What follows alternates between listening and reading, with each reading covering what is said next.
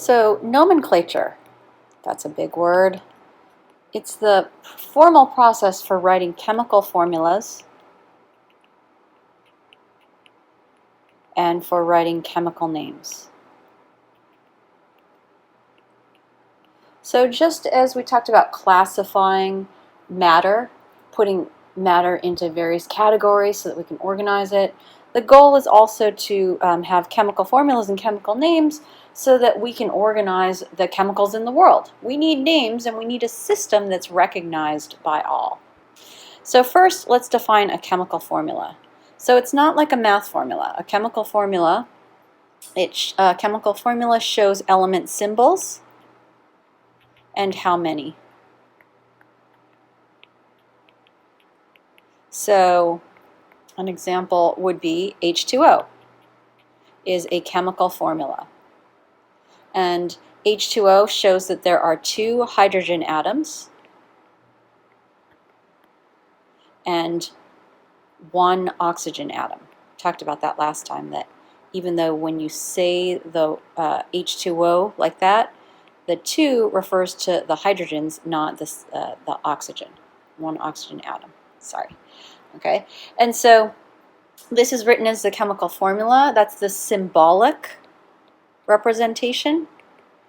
And we could also have the particulate view, which is an oxygen atom and 2 hydrogens. So this is our particulate. That's picturing what this would look like if we could, assign colors to the atoms. Okay, so this is the chemical name. Is another way we could define any compound or any compound. So this is going to have the element names. And there's a formal process for naming ionic compounds compared to the process for naming covalent compounds. Now we'll start with the process for naming ionic compounds by naming ions. Okay, ionic compounds are made out of ions. And the ionic compounds are generally going to be a metal plus a nonmetal. Okay, so a metal, that's something from the left side of the periodic table, plus a nonmetal, something from the right side of the periodic table.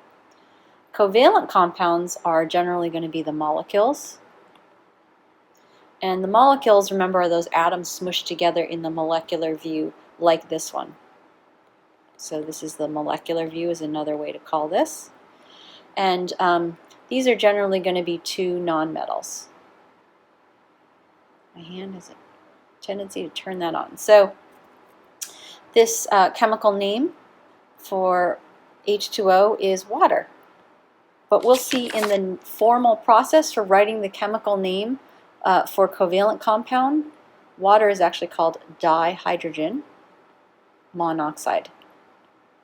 Well, I should say it more that water is actually called water, but the formal process for writing a chemical name is what we'll get into, and this would be the formal process for writing the name of H2O. Compounds are ionic, so ionic compounds are made out of ions, or there's also covalent compounds, which is also called molecular compounds. Okay, so the ionic compound or covalent compounds, these are all compounds, okay, and these are part of pure substances. So substances or pure substances can be elements or compounds. We focused on elements in the periodic table, and what happens when you combine atoms, you bond them together and they form compounds. Okay, so when atoms bond together, that's a chemical reaction. And those compounds can either be molecular.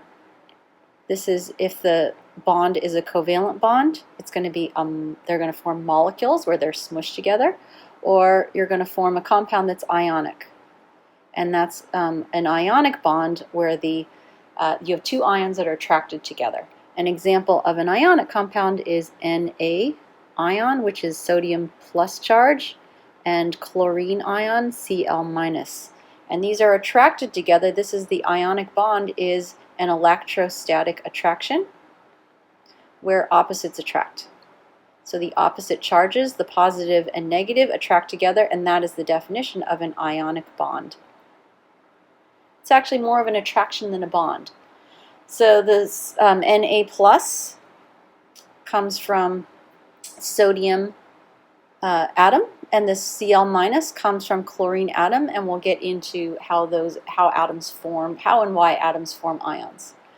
The molecular compound is a covalent compound where atoms are bonded with a covalent bond, and an example would be Cl2, where you have two chlorine atoms and they're squished together. So I'm not going to actually draw two individual circles, but there's no circles that are close together. So this is a diatomic or molecular element, because both of those atoms are the same. So they're two chlorine atoms. This would be the same color. Chlorine's typically shown as green. And this would be a molecule because they're smushed together. So the compounds are either covalent, molecular, or they are ionic. And the covalent molecules, the molecular compounds, those are molecules. And when you break down those molecules, you can break it apart into atoms. So this would be atoms broken apart. That would be a chemical reaction. And this is just to show that elements are made out of molecules or atoms.